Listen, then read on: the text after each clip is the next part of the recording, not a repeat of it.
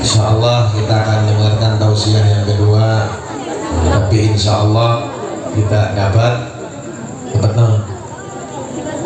jodoh. Ini bisa ngomong katanya itu, orang nantinya eleh ya mah. Tapi helaan gue ini.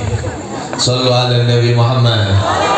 Kita akan dengarkan Al-Habib Haidar dan segala kali boleh teman-teman bersyukur. Sallu ala Nabi Muhammad.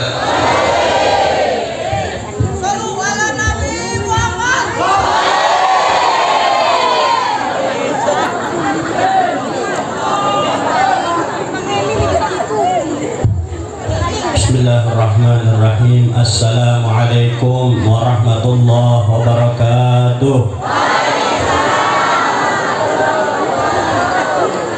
Alhamdulillah, innal hamdalillah nahmaduhu wa nasta'inuhu wa nastaghfiruh wa na'udzu billahi min shururi anfusina wa min sayyiati a'malina. Man yahdihillahu fala mudilla lahu wa man yudlil fala hadiya lahu. Asyhadu an la ilaha illallah wahdahu la syarika lahu wa ashhadu anna sayyidana Muhammadan abduhu wa rasuluh. Allahumma salli wa sallim wa barik wa karrim wa 'azzim ala sayyidina wa nabiyyina wa syafi'ina wa qurrati a'yunina sayyidina Muhammadin disebut kalam ku Habib Ahmad, jadi lalu yuk jamaah Miftahi babi rahmatillah adada ma fi ilmillah salatan wa salaman daimaini bidawami mulkillah wa ala alihi wa sahbihi adada kulli dharatin alfa marrah. Subhanaka la ilma lana illa ma 'allamtana innaka antal alimul hakim. Wa qala rabbi shrah li sadri wa yassir li amri wa hlul 'uqdatam min lisani yafqahu qawli. Amma ba'd. Para kasepuhan, para alim, para ulama, para kiai, tokoh agama, tokoh masyarakat, para habaib yang saya hormati dan semoga Allah Subhanahu wa taala muliakan, dan juga kaum muslimin wal muslimat rahimakumullah. Alhamdulillah, puja-puji syukur kita kepada Allah Subhanahu wa taala. Pada malam hari ini, alhamdulillah, kita duduk di tempat ini bermunajah kepada Allah, berzikir kepada Allah, bersalawat kepada Nabi besar Muhammad sallallahu alaihi wasallam. Maka mudah-mudahan segala hajat kita dikabulkan, amin. Mudah-mudahan segala yang kita ingin dikabulkan, amin. Mudah-mudahan segala yang kita cita-citakan Allah berikan dengan cepat, amin ya rabbal. Kaum muslimin wal muslimat rahimakumullah. Alhamdulillah, kita duduk di tempat ini bersama orang-orang saleh, bersama habaib-habaib kita, bersama kiai-kiai kita. Maka kalau bukan dengan amalan seperti ini, amalan apa yang akan kita tunjukkan kepada Allah? Kalau kita mengandalkan amalan kita sehari-hari, saya tanya sekarang, ibu tadi atau bapak tadi sholat duha apa enggak? Sholat witir apa enggak? Qobliyah atau ba'diyah enggak? Sodakoh?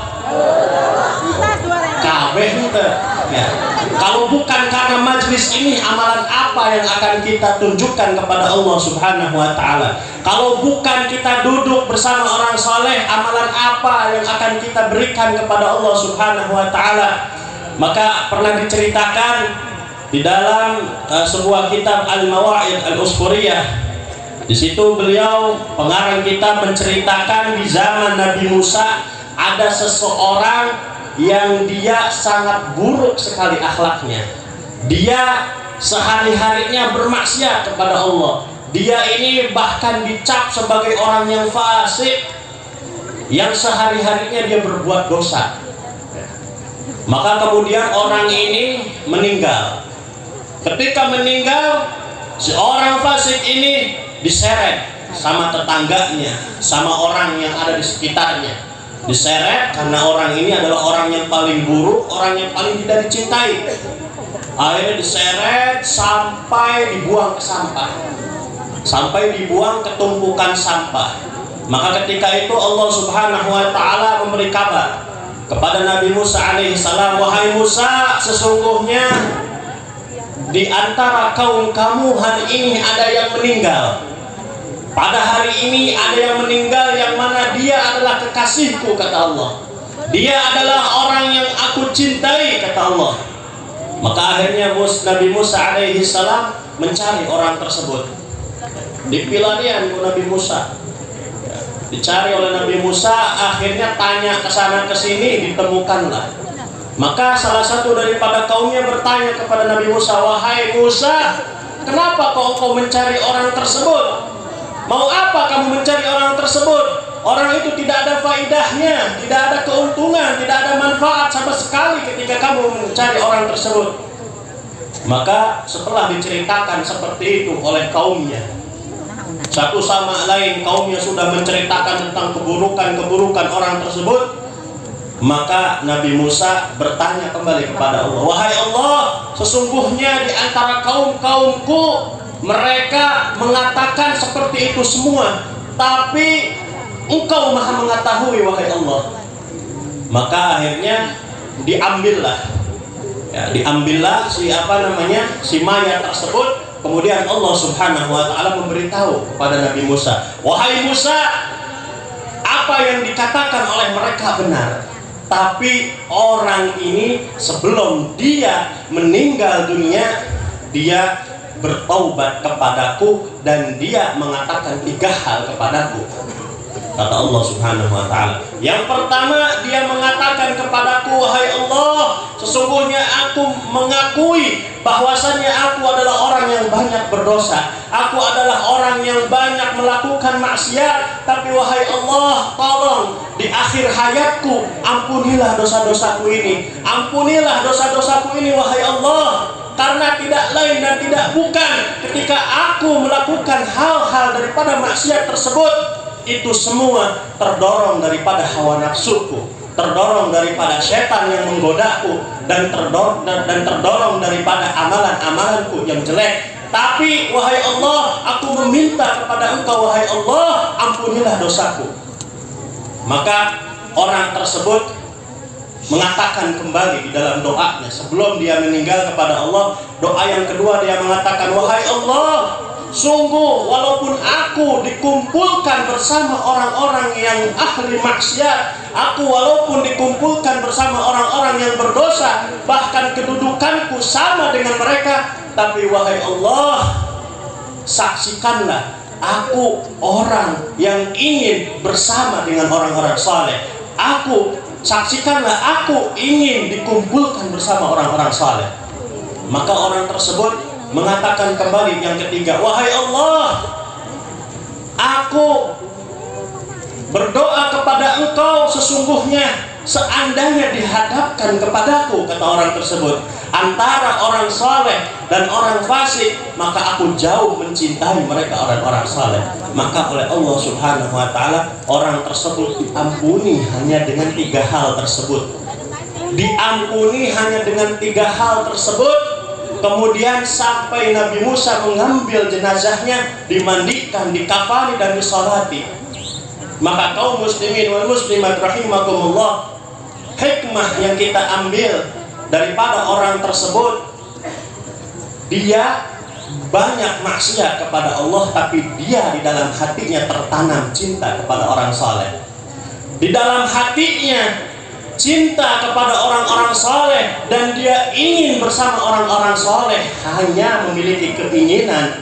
Akan tetapi kita pada malam hari ini bukan hanya punya keinginan, tapi kita di sini duduk sama orang-orang saleh. Kita di malam hari ini kita duduk menatap orang saleh, yang mana tadi dikatakan oleh Habib Ali Ridho, Walaupun kita tidak bisa melihat Nabi Muhammad SAW, tapi kita menatap daripada kiai-kiai kita, kita menatap daripada habaib-habaib kita. Bahkan man qad ra'ahum aw ra'a man ra'ahum, kata Habib Ali bin Muhammad Habsyi. Sungguh beruntung mereka yang mana melihat mereka. Mereka siapa? Orang-orang saleh. Walaupun kita tidak pernah melihat Nabi, tapi kita pernah melihat orang-orang yang pernah melihat Nabi, maka mudah-mudahan kita digolongkan kepada orang-orang tersebut. Amin. Mudah-mudahan kita yang duduk dan hadir di tempat ini digolongkan dengan orang-orang saleh kelak di hadapan Allah, digolongkan dengan para wali-wali Allah. Amin ya rabbal. Kaum muslimin wal muslimat rahimakumullah, kita membaca tentang sejarah Nabi tadi.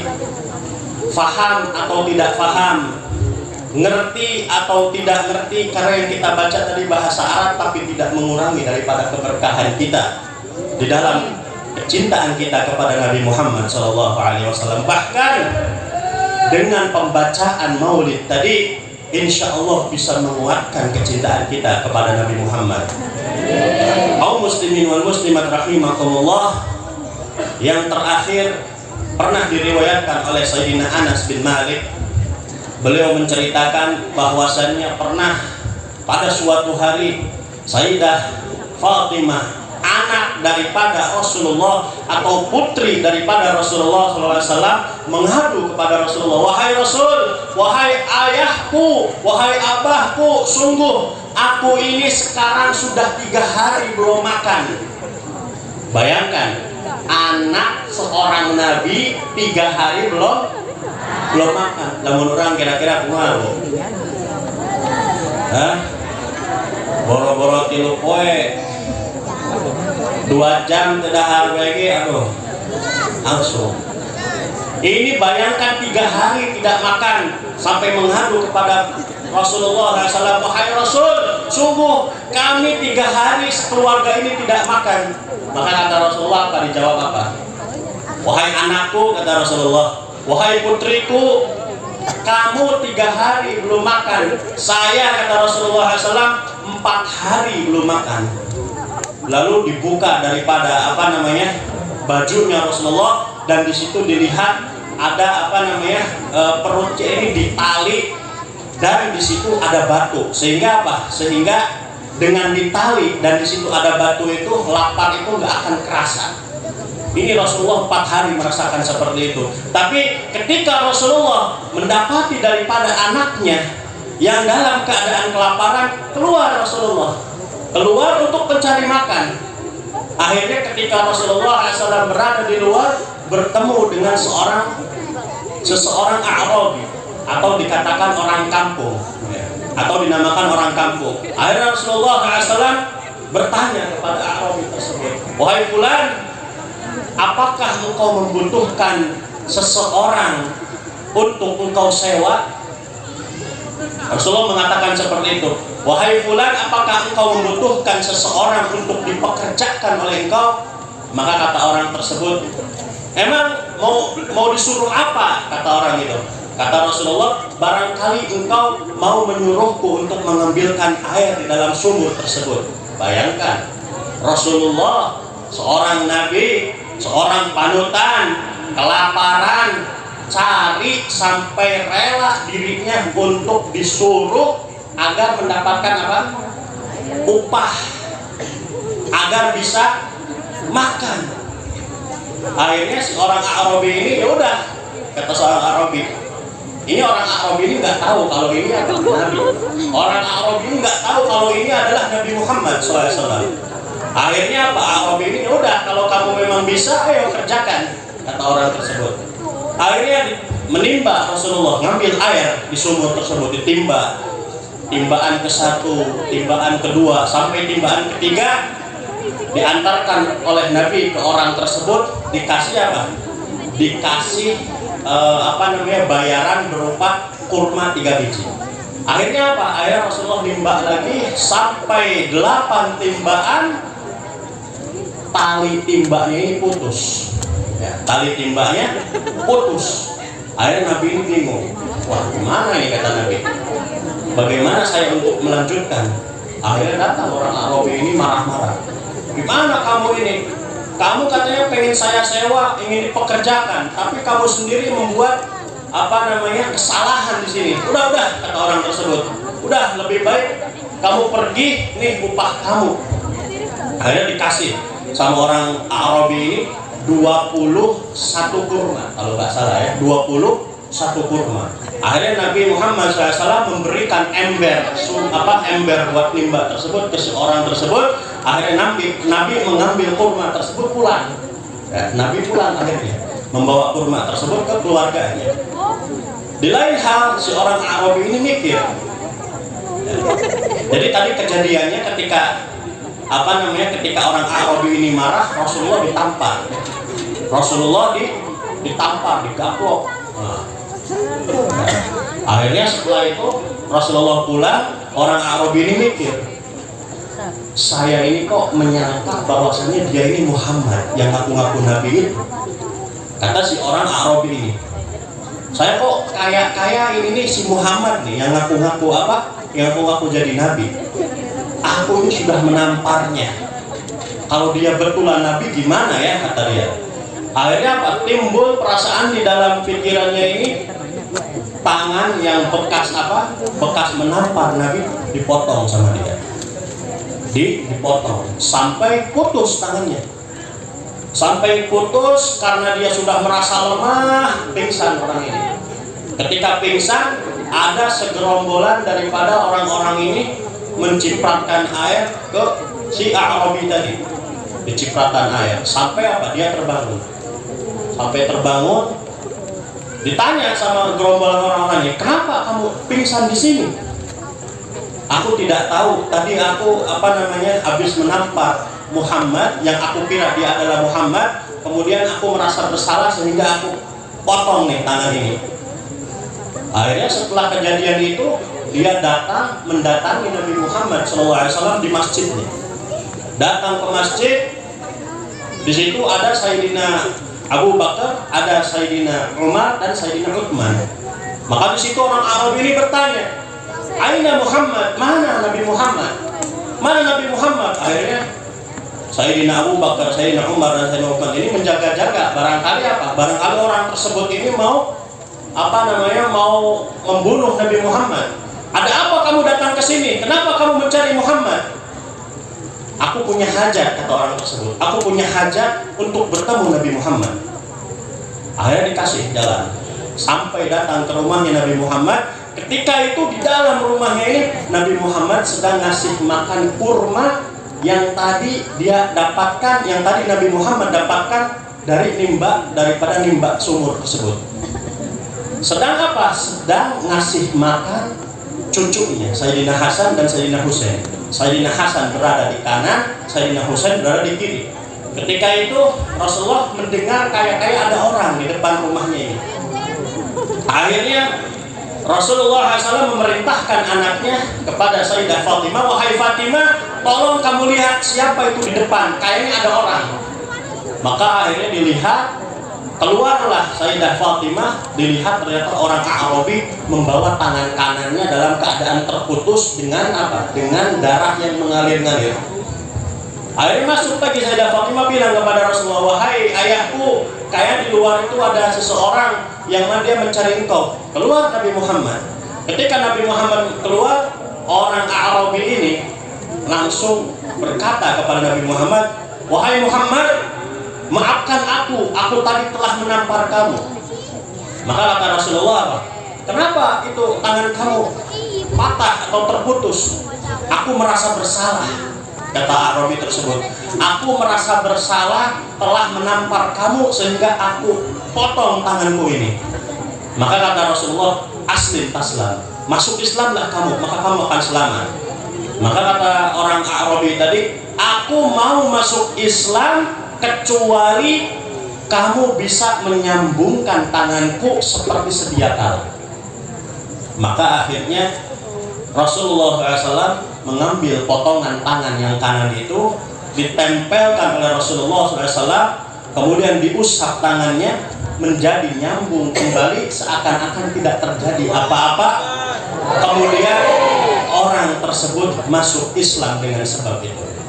Bayangkan, ini daripada salah satu mukjizat daripada keutamaan Rasulullah Shallallahu Alaihi Wasallam yang diberikan oleh Allah Subhanahu Wa Taala. Mukjizat yang seperti itu adalah kecil. Nanti mukjizat Rasulullah yang paling besar adalah syafaat Rasulullah SAW kepada kita. Kita nanti kelak orang yang di dunianya dia rindu kepada Nabi Muhammad Shallallahu Alaihi Wasallam, insya Allah mendapatkan syafaat Nabi Muhammad. Insya Allah yang kita di dunia sering bersolawat, mencintai Nabi, yang rindu kepada Nabi besar Muhammad, insya Allah kita akan mendapatkan syafaat beliau. Amin ya Rabbal.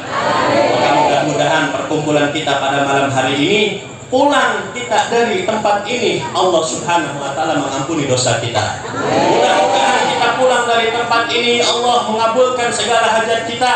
Mudah-mudahan kita pulang dari tempat ini, kita membawa keberkahan yang banyak. Amin ya Rabbal alamin. Allahumma hdina bihudak waj'alna mimman yusari'u fi ridhak wa la tuwallina waliyan siwak wa la taj'alna mimman khalafa amraka wa 'asak. Wa hasbunallahu wa ni'mal wakil, ni'mal mawla wa ni'man nasir. Wa sallallahu ala sayyidina Muhammad wa ala alihi wa sahbihi wasallam walhamdulillahi rabbil alamin wa lakum minkum wassalamu alaikum warahmatullahi wabarakatuh.